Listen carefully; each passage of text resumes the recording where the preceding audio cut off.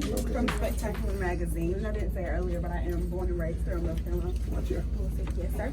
So my first question is, so I know that you've been the pastor of New Life Fellowship Church since 1995. So how are you able to balance being a full-time pastor, being the father of 9 children, and being a full-time gospel artist? One way I balance is knowing what my role is in my plight and getting to not just where I am now, but where I'm going.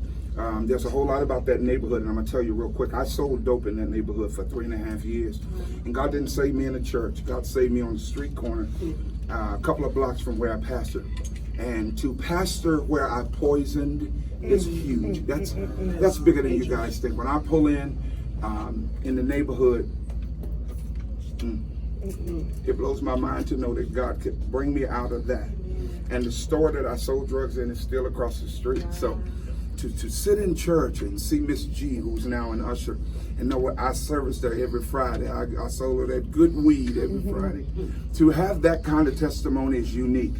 You don't see me at a lot of the big conferences. You never see Pastor Kee's name on my picture because I don't go. I'm not turned on by that.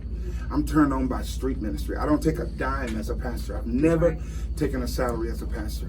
So my passion is to give back. This morning, I was blessing people in the audience. I saw a family walking in holding hands, and the little girl had pink hair. And I said, who's in here with pink hair? And it took 20 minutes for them to acknowledge who it was. But I'm just a seed. I'm a serial sower.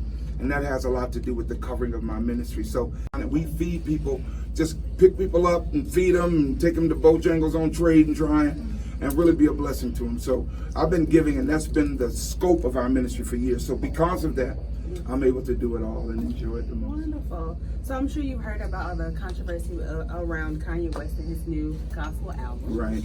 So how do you feel about a artist as himself maybe crossing over, or what he's doing with gospel right now? This is my view. I'm a street preacher. What I do, I pastor a huge church.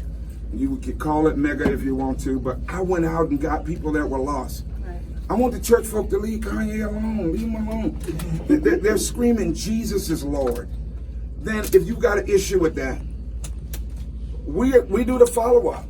What are you doing to go and witness to those that may hear Jesus is Lord and not have a clue and need some foundation? So I'm probably not the one to ask that, because I don't care if you write what I say.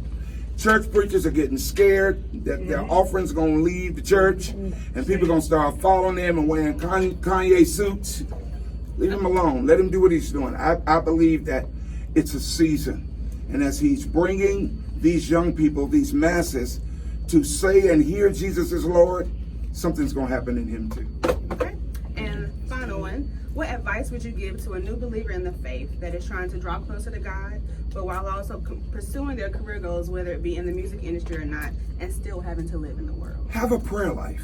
Stop listening to everybody and have a prayer life. Get by yourself.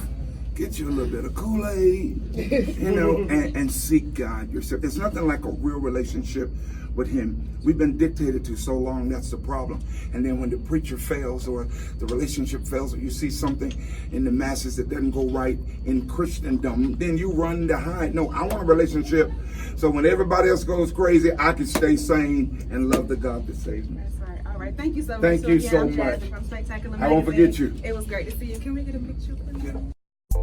Spectacular Magazine. We on the scene.